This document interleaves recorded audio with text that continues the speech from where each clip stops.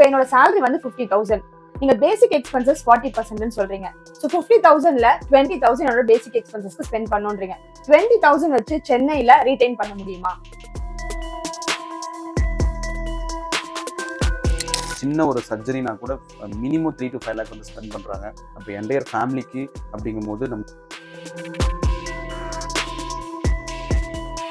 ஒண்ணு நீங்க உங்களோட இன்கம் இன்க்ரீஸ் பண்ணணும், ஆர் இல்லைன்னா உங்க எக்ஸ்பென்ஸை நீங்க கட் பண்ணணும். இப்போ என் குழந்தை சிபிஎஸ்சில படிக்குது, அப்ப மெட்ரிகுலேஷன்ல போட சொல்றீங்களா? எஜுகேஷனுங்கிறது வந்து ஃபுல்லா வந்து பிசினஸா மாறிடுச்சு.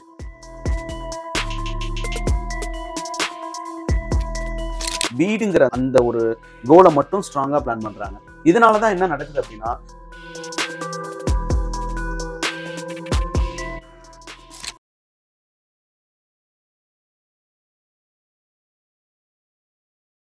ஹலோ எவ்ரிவன், லாஸ்ட் வீடியோல கோல் பத்தி பேசியிருக்கோம். ஸோ கோல் வந்து எப்படி எடுக்கணும், கோலோட இம்பார்ட்டன்ஸ் என்ன, என்னென்ன கோல்ல ஃபர்ஸ்ட் ப்ரையாரிட்டி அப்படின்றத பார்த்திருக்கோம். ஸோ இந்த பட்ஜெட் பிளான் பண்றதை பாக்குறதுக்கு முன்னாடி ஃபர்ஸ்ட் அந்த கோல் வீடியோவை பாத்துருங்க. Hi mister Karthik.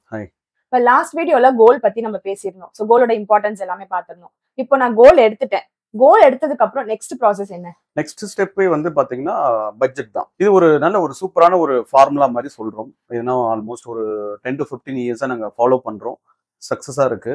இது எல்லாரும் ஃபாலோ பண்ணா இன்னும் நல்லா இருக்கும். எப்படின்னா, உங்களுடைய மந்த்லி இன்கம்ல இருந்து 40% வந்து பேசிக் நீடுக்கு நம்ம வச்சுக்கணும் ஃபர்ஸ்ட்.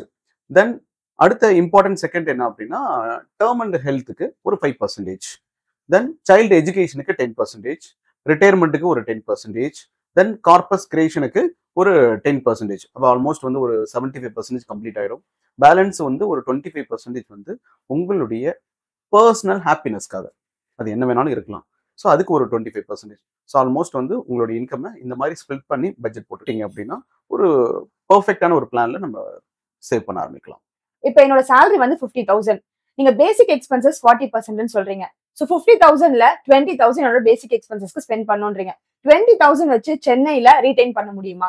கண்டிப்பா வந்து 20,000 வச்சு ரீடைன் பண்ண முடியுமா அப்படின்னா கஷ்டம் தான். பட் நிறைய ஃபேமிலி சென்னையிலுமே 20,000 30,000 ஏர்ன் பண்ணிட்டு ரீடைன் பண்ணிட்டு தான் இருக்காங்க.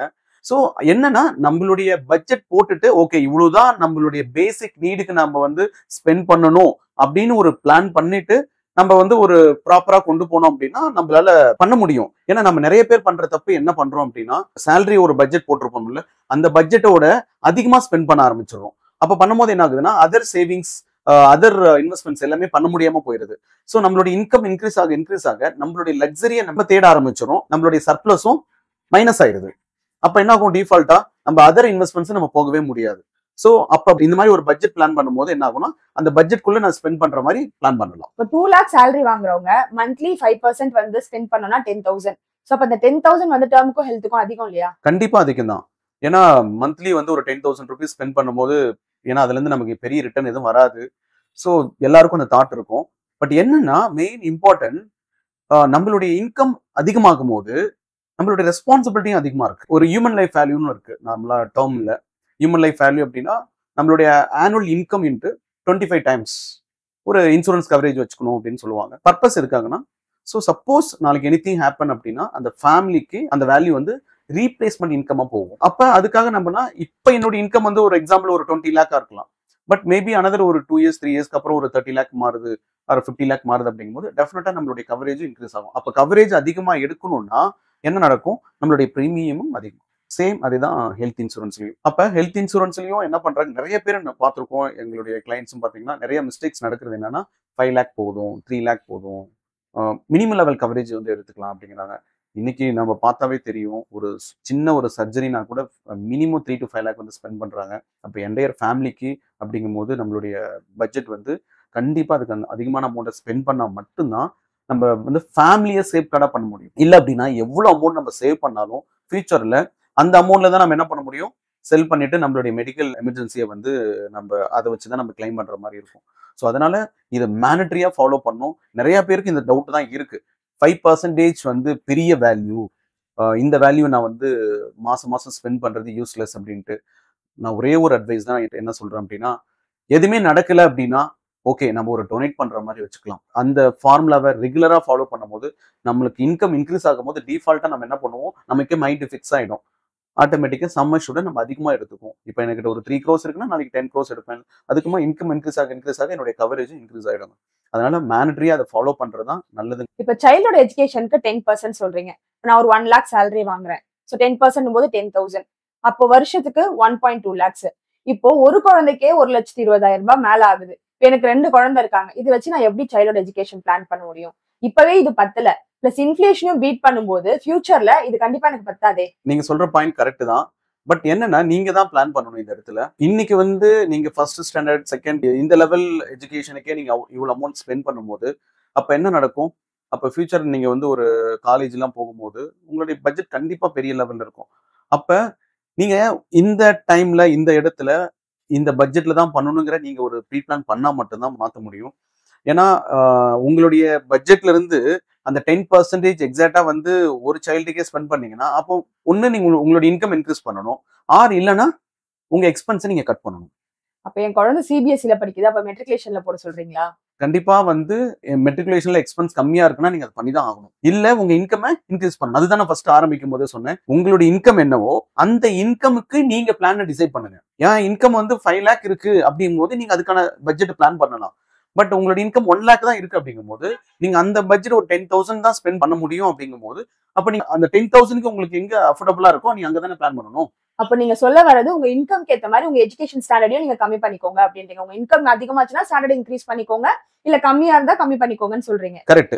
ஏன்னா எஜுகேஷனுங்கிறது வந்து ஃபுல்லா வந்து பிசினஸா மாறிடுச்சு. ஓகேங்களா?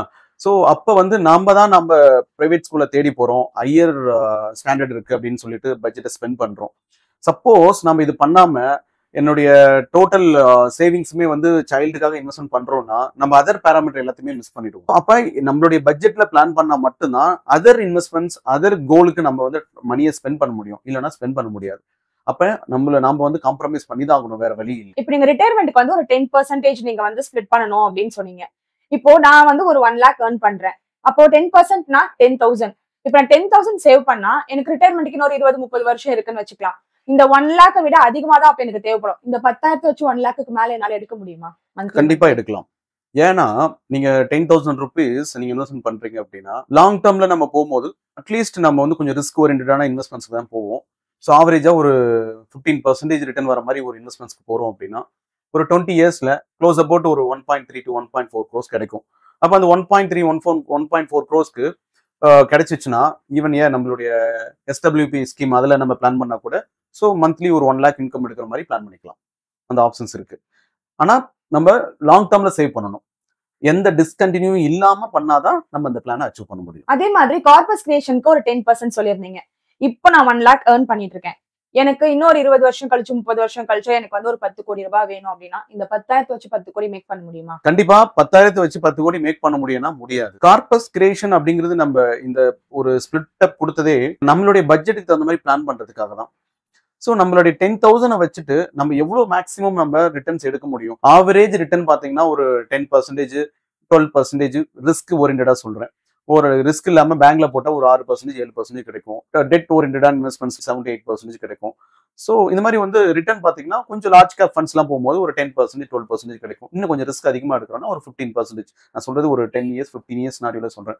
அப்ப நீங்க 10,000 வச்சு நீங்க 20 yearsல 10 கோடி வரும்னா கண்டிப்பா வராது. அதே ஒரு 1.3, 1.5 crores அந்த லெவல் தான் ரிட்டர்ன்ஸ் எதிர்பார்க்க முடியும். அப்ப உங்களுடைய கார்பஸ் அதிகமா வேணும்னா நீங்க இயர் ஆன் இயர் உங்களுடைய சர்ப்ளஸ் இன்க்ரீஸ் ஆகும் போது உங்களுக்கான இன்கம் சேலரி ஹைக் வரும்போது நீங்க ஸ்டெப் அப் ஃபார்மேட்ல நீங்க என்ன பண்ணலாம், உங்களுடைய இன்வெஸ்ட்மெண்ட்ஸை கார்பஸ் அமௌண்ட் இன்னும் அதிகமாகப்படுத்தலாம். அப்ப ஆட்டோமேட்டிக்கா என்ன நடக்கும், நீங்க எக்ஸ்பெக்ட் பண்ற கோலை நம்ம அச்சீவ் பண்ண முடியும். அடுத்தது 25% பர்சனல் ஹாப்பினஸ் சொன்னீங்க. பர்சனல் ஹாப்பினஸ்னா என்ன? இப்ப பர்சனல் ஹாப்பினஸ் அப்படிங்கிறது வந்து எது வேணாலும் இருக்கலாம். டொனேட் பண்றதா இருக்கலாம், ஆர் டிராவல் பண்றது. நிறைய பேருக்கு டிராவல் பண்றது ரொம்ப பிடிக்கும். பிளஸ் வந்து இல்ல நிறைய என்டர்டைன்மெண்ட் ஆக்டிவிட்டிஸ் பண்ற மாதிரி இருக்கலாம். என்ன வேணாலும் இருக்கலாம். சில பேருக்கு வந்து கார் ரொம்ப பிடிக்கும். ஸோ இந்த மாதிரி வந்து ப்ராடக்ட் வாங்குறதா இருக்கலாம். இதெல்லாம் ஒவ்வொருத்தருக்கும் இண்டிவிஜுவலுக்கும் வந்து ஒரு ஹாப்பினஸ் இருக்கும். அப்ப நிறைய பேர் என்ன பண்ணிடுறாங்கன்னா அதை வந்து காம்ப்ரமைஸ் பண்ணிடுறாங்க. லாஸ்ட் வரைக்கும் வந்து அவங்களோட ஃபேமிலி கமிட்மெண்ட் அப்படிங்கிற ஒரு ஜோன்ல இருக்கிறதுனால அது வந்து வெளியே வரவே முடியல. பட் நம்மளோட இன்கம்ல இருந்து ஒரு 25% நாங்க ஃபிக்ஸ் பண்ண ரீசனே அந்த 75% ஃபேமிலிக்குன்னு வச்சுக்காங்க. அந்த 25% அந்த ஏர்ன் பண்ற பர்சனோட பர்சனல் ஹாப்பினஸ்க்காக ஸ்பெண்ட் பண்ணா அவங்களுடைய ப்ரொடக்டிவிட்டி நல்லா இருக்கும். அவங்க லாங் லைஃப் ஹாப்பியாகவும் இருக்க முடியும் அப்படிங்கிறது தான் எங்களுடைய தாட். ஓகே, ரொம்ப நல்ல பாயிண்ட். ஆக்சுவலி அது நிறைய பேர் வந்து அதை மிஸ் பண்ணிடுறாங்க நீங்க சொன்ன மாதிரி. ஓகே, இப்ப சேலரி வச்சு எப்படி ஸ்ப்ளிட் பண்ணணும்னு எல்லாமே நீங்க வந்து கொடுத்தாச்சு. இப்ப எனக்கு வந்து ஒரு ஓன் ஹவுஸ் ஒண்ணு வாங்கணும்னு ஆசை. இப்ப இந்த சேலரியில எல்லாமே இப்படி ஸ்ப்ளிட் ஆயிடுச்சு. நான் எப்படி ஓன் ஹவுஸ் வாங்குறது? ஓன் ஹவுஸ் வாங்கலாமா வேண்டாமா? என்னை பொறுத்த வரைக்கும் என்னன்னா, வீடு வாங்க வேண்டாங்கிறதெல்லாம் யாருமே சொல்ல மாட்டாங்க. கண்டிப்பா வீடு வேணும். இப்போ ஒரு எக்ஸாம்பிள், நம்ம பேசிக் நீடுக்குன்னு வந்து ஒரு 40% ஸ்பெண்ட் பண்றோம். இப்போ ஒரு 1 lakh earn பண்றாங்கன்னா 40,000 rupees. அப்ப கண்டிப்பா ஒரு 15 to 20,000 rupees என்ன பண்ணலாம், ரெண்ட் பேமெண்ட் பண்ணுவாங்க. இப்ப நீங்க வீடு வாங்கணும்னு நீங்க நினைக்கிறீங்க அப்படின்னா 20,000 rupees நான் ரெண்ட் ஸ்பெண்ட் பண்றேன் அப்படின்னா இன்னும் மேபி ஒரு 10,000 rupees நீங்க என்ன பண்ணலாம், ஸ்பெண்ட் பண்ணிட்டு ஒரு 30,000 இஎம்ஐ வர மாதிரி ஒரு வீடு வாங்கலாம். ஆனா சென்னையில அது நடக்குமா அப்படின்னா கொஞ்சம் சேலஞ்ச். மேபி சென்னை விட்டு அவுட் ஆஃப் சிட்டில தான் அது நடக்கும். அப்ப இந்த இடத்துல நம்ம என்ன பண்றது? அப்போ நிறைய பேர் காம்ப்ரமைஸ் பண்றது என்னன்னா, அந்த நான் சொன்ன பாத்தீங்களா, இதுக்கு முன்னாடி நம்ம டிஸ்கஷன் பண்ணோம்ல, பர்சனல் ஹாப்பினஸ், இதை காம்ப்ரமைஸ் பண்ணிக்கிறாங்க. இதை காம்ப்ரமைஸ் பண்ணிட்டு வீடு தான் லைஃப் அப்படிங்கிற ஒரு டிசிஷன்ல இறங்கிடுறாங்க. பட் அதுதான் ராங்கான வே அப்படிங்கிறது தான் என்னுடைய தாட். பண்ணுங்க, பண்ண வேண்டாம்னு சொல்லல. உங்க ரெண்ட் எவ்வளவு பே பண்றீங்களோ அதுல இருந்து மேபி இன்னும் ஒரு 30% ரெண்ட்ல இருந்து சொல்றேன். ரெண்ட் 20,000 அப்படின்னா மேபி ஒரு 30% 50%னா இன்னும் ஒரு 10,000 ஆர் 15,000 ரேஞ்ச் வரைக்கும் நீங்க என்ன பண்ணலாம், இஎம்ஐ பேமெண்ட் பண்றதுக்கு நீங்க பிளான் பண்ணலாம். பட் நிறைய பேர் பண்ற மிஸ்டேக், என்னோட இன்கம் 1 lakh அப்படின்னா 50 to 60,000 rupees இஎம்ஐ கட்டுறோம். அப்ப நம்மளுடைய டோட்டல் எல்லா கோலுமே என்ன ஆகுது, ஸ்பாயில் ஆயிடுது. ரிட்டையர்மெண்டா இருக்கட்டும், சைல்டு எஜுகேஷனா இருக்கட்டும், இல்ல வந்து கார்பஸ் கிரியேட் பண்றதா இருக்கட்டும், இல்ல பர்சனல் ஹாப்பினஸா இருக்கட்டும், எல்லாத்தையுமே அவங்க என்ன பண்றாங்க, காம்ப்ரமைஸ் பண்ணிட்டு வீடுங்கிற அந்த ஒரு கோலை மட்டும் ஸ்ட்ராங்கா பிளான் பண்றாங்க. இதனாலதான் என்ன நடக்குது அப்படின்னா, ஸோ அவங்களுடைய பினான்சியல் வந்து பேலன்ஸ்டா இல்ல அப்படிங்கறத நாங்க சொல்றோம். கரெக்ட். நீங்க சொன்ன மாதிரி என்னோட ஃப்ரெண்ட் ஒருத்தவங்க இருக்காங்க. அந்த மிஸ்டேக் தான் அவங்களும் பண்ணாங்க. அவங்களோட சேலரி ஒரு 1.5 lakhsல அவங்க கிட்டத்தட்ட 80,000 இஎம்ஐ கட்டுறாங்க. ஸோ பேலன்ஸ் 70,000 வச்சு அவங்களால ஃபேமிலியை ரன் பண்ணி இந்த மாதிரி சேவிங்ஸ் அண்ட் இன்வெஸ்ட்மெண்ட்ஸ்ல கோட்டை விட்டுறாங்க. ஸோ அந்த மாதிரி பண்றவங்களுக்கு இது ஒரு நல்ல ஒரு எக்ஸாம்பிள். கண்டிப்பா அந்த மிஸ்டேக் பண்ணக்கூடாது அப்படிங்கிறத நாங்க அட்வைஸ் பண்றோம். எங்ககிட்ட வர ஒவ்வொரு கிளைண்ட்டுக்குமே இந்த பட்ஜெட்ல தான் நீங்க லோன் வச்சிருக்கணும் அப்படிங்கிறத நாங்க அட்வைஸ் பண்றோம். அந்த லெவல் பட்ஜெட்டை கரெக்டா ப்ரீ பிளான் பண்ணும்போது, இப்போ நம்ம டிஸ்கஷன் பண்ண மாதிரி இதுதான் பட்ஜெட், இவ்வளவு இன்கம் ஏர்ன் பண்ணும்போது இந்த பட்ஜெட்ல தான் நம்ம ஸ்பெண்ட் பண்ணணும் அப்படிங்கிற மாதிரி ஒரு ப்ரீ பிளான் இருந்துச்சு அப்படின்னா இன்னும் பெட்டரா இருக்கும். ஒரு 10 years 15 yearsல பார்க்கும்போது எல்லாமே நம்மளுடைய எதையுமே காம்ப்ரமைஸ் பண்ணாம நம்மளுடைய ஹாப்பினஸா இருக்கட்டும், சைல்டுக்கான ஸ்பெண்ட் பண்ணக்கூடிய மணியா இருக்கட்டும், இல்ல கார்பஸ் கிரியேஷனா இருக்கட்டும், இல்ல வந்து ரிட்டையர்மெண்ட் லைஃப், எல்லாத்துக்குமே நம்ம வந்து ஒரு அசெட்டை கிரியேட் பண்ணி வச்சிருப்போம். அப்போ நமக்கும் ஒரு ஹாப்பியா இருக்கும். நம்ம இல்லைனா என்ன நிறைய பேர் ஃபீல் பண்றது, நீங்க ஒரு நாங்க நிறைய கிளைண்ட்ஸ் கிட்ட இந்த ஃபீட்பேக் கேட்டிருக்கோம். என்ன அப்படின்னா, ஹோம் லோன் எடுத்த எத்தனை கஸ்டமர் ஹாப்பியா இருக்காங்க அப்படின்னா ஒரு 70 to 80% கஸ்டமர் ஹாப்பியா இல்லைங்கிறதான் சர்வேவே சொல்லுது. ஏன்னா வீடுங்கிற தாட்ல என்ட்ரி ஆயிடுவாங்க. மேபி ஒரு 3 to 6 months or 1 year அந்த தாட் இருக்கும். அதுக்கப்புறம் அவங்களுக்கு இஎம்ஐ தான் ஒரு பெரிய பேர்டனா அவங்க லைஃப்ல எப்பவுமே துரத்திக்கிட்டே இருக்கும். அதுக்காகவே வேலை செய்யறவங்க நிறைய பேர் இருக்காங்க. எக்ஸாக்ட்லி, நீங்க சொல்றது கரெக்ட். எல்லாரும் ஒரு ஆசைக்காக வீடு வாங்கிடுறாங்க. வீடு வாங்கிட்டு இஎம்ஐ பாத்தீங்கன்னா 30 வருஷத்துக்கு அந்த மாதிரி போட்டுட்டு அவங்களோட ஏஜ் ஃபுல்லா அந்த இஎம்ஐக்காகவே அவங்க ஓடுற மாதிரி இருக்கு. அதுக்கு பதில் ஒரு ரெண்ட்லயோ அந்த மாதிரி அவங்க இருந்து சேவ் பண்ணிட்டு அதுக்கப்புறம் வாங்கினா பெட்டரா இருக்கும். கண்டிப்பா. இப்போ சேலரி வந்து பட்ஜெட் போட்டு பிளான் பண்ணணும்னு சொல்லிட்டீங்க, அது ஓகே. அது எப்படி பட்ஜெட் போட்டு பிளான் பண்றது அப்படின்றதுக்கு டிப்ஸ் இருந்தா சொல்லுங்க. ஓகே, நாங்க எல்லா கிளைண்ட்ஸ்க்கும் நாங்க வந்து இதை ரிப்பீட்டடா நாங்க எஜுகேட் பண்ணிட்டு இருக்கோம். என்ன அப்படின்னா 3 சேவிங்ஸ் அக்கௌண்ட் ஓபன் பண்ணிக்காங்கன்னு சொல்லுவோம். 3 accounts ஓபன் பண்ணிட்டு பேசிக் நீடு வாட் எவர் இன்கம்ல இருந்து 40%, ஃபார் எக்ஸாம்பிள் 1 lakhன்னு வச்சுக்காங்க. 1 lakh இன்கம் ஏர்ன் பண்றீங்கன்னா அந்த 40,000 ஒரு பேசிக் நீடுக்குன்னு ஒரு அக்கௌண்ட் கிரியேட் பண்ணிட்டு அந்த அக்கௌண்ட்ல நம்ம ட்ரான்ஸ்ஃபர் பண்ணிடணும். எப்பெல்லாம் நமக்கு என்னைக்கு வந்து சேலரி வருதோ அந்த டைம்ல. ஸோ பேலன்ஸ் ஆல்மோஸ்ட் வந்து ஒரு 30% இருக்கும். அந்த 30% என்ன பண்ணுவோம் அப்படின்னா நம்மளோட இன்வெஸ்ட்மெண்ட்ஸ்னு வச்சுக்காங்களேன், அதுக்கு ஒரு அக்கௌண்ட் தனியா கிரியேட் பண்ணிட்டு இமீடியட்டா அந்த 30% அமௌண்ட்டை நம்ம ட்ரான்ஸ்ஃபர் பண்ணிடணும். பர்சனல் ஹாப்பினஸ் அதை செப்பரேட்டா ஒரு அக்கௌண்ட்ல மெயின்டைன் பண்ணும்போது என்ன ஆகும் அப்படின்னா, நம்ம ஸ்பெண்ட் பண்ணும்போது தெரியும், ஓகே நான் 40,000 வரைக்கும் தான் ஸ்பெண்ட் பண்ணணும் அப்படிங்கிற நமக்கு ரீகால் ஆகும். அந்த மணி வந்து ஓகே மணி லோ ஆகும் போது என்ன ஆகும், நமக்கே தோண ஆரம்பிக்கும் இதுக்கப்புறம் ஸ்பெண்ட் பண்ணக்கூடாதுன்ட்டு. பிளஸ் அப்ப என்ன பண்ணுவோம், சேவிங்ஸையும் நம்ம கை வைக்க மாட்டோம். தென் நம்மளுடைய பர்சனல் ஹாப்பினஸ் என்ன ஆகும்னா அந்த ஃபண்ட் வந்து செப்பரேட்டா அக்குமுலேட் ஆகிட்டே இருக்கும். நமக்கு தேவையானப்போ ஓகே இந்த பர்பஸ்க்கு தான் இந்த அக்கௌண்ட்ஸ்ல இருக்கு, அப்ப இதை நம்ம இதுக்காக ஸ்பெண்ட் பண்ணலாம் அப்படிங்கிற தாட் இருக்கும். ஸோ அதனால இந்த மாதிரி அக்கௌண்ட்ஸ் ஓரியன்டா ஸ்பிளிட் பண்ணி நம்ம சேவ் பண்ணும்போது நமக்கு என்ன ஆகுன்னா ஒரு ப்ராப்பரா பட்ஜெட் இன்னும் கொஞ்சம் ஈஸியாகவும் நம்ம ட்ராக் பண்ண முடியும். பிஃபோர் தட்லாம் என்ன நடக்கும் அப்படின்னா, நம்ம சின்ன வயசா இருக்கும்போதெல்லாம் தெரியும், எல்லாரும் வந்து நோட் பண்ணிக்குவோம் எவ்வளவு ருபீஸ் ஸ்பெண்ட் பண்ணியிருக்கோம், டெய்லி எவ்வளவு செலவு பண்ணியிருக்கோம் அப்படின்ட்டு. பட் இன்னைக்கெல்லாம் அந்த அளவு நோட் பண்றதுக்கு டைம் யாருக்குமே இல்லை. பட் இதுவே வந்து நம்ம ஒரு டிஜிட்டலா எல்லா இடத்துலயுமே ஜிபே, கூகுள் பே எல்லாமே இருக்கு. அப்ப அந்த ஒரு 1 மந்தோட அக்கௌண்ட் ஸ்டேட்மெண்ட் எடுத்தோம் அப்படின்னா எவ்வளவு ஸ்பெண்ட் பண்ணிருக்கோம்னு தெரிஞ்சிடும். பிளஸ் நம்ம ஒரு பிளான் பண்ணி தான் பட்ஜெட்டே வச்சிருக்கோம். அப்ப அதிகமா ஸ்பெண்ட் பண்ண முடியாது, நமக்கும் ஒரு ஐடியா கிடைச்சிடும். இந்த மாதிரி பண்ணீங்கன்னா பெட்டரா இருக்கும். சோ இந்த மாதிரி பண்ணும்போது எது நமக்கு தேவையில்லாத செலவு அப்படின்றத நம்ம யோசிச்சா அதை வந்து நம்ம பிளான் கரெக்ட், பண்ணிக்க முடியும். அவாய்ட் பண்ண முடியும். அந்த எக்ஸ்பென்ஸ் நம்ம கட் பண்ணலாம். ஓகே கார்த்திக், இவ்வளவு நேரம் வரைக்கும் நம்ம எப்படி salary எப்படி ஸ்ப்ரெட் பண்ணி பட்ஜெட் பிளான் பண்றது அதுக்கான டிப்ஸும் கொடுத்திருந்தீங்க. உங்க டிப்ஸ் ரொம்ப யூஸ்ஃபுல்லா இருக்கும்னு நினைக்கிறேன் எல்லாருக்கும். Thanks for the information. Thank you. So mister Karthik வந்து எப்படி சேலரியை ஸ்ப்ளிட் பண்ணி எப்படி பட்ஜெட் பிளான் பண்ணி அந்த பட்ஜெட்க்கு எப்படி அக்கௌண்ட் ஓபன் பண்ணணும் அப்படின்ற டிப்ஸ் வரைக்கும் கொடுத்திருக்காரு.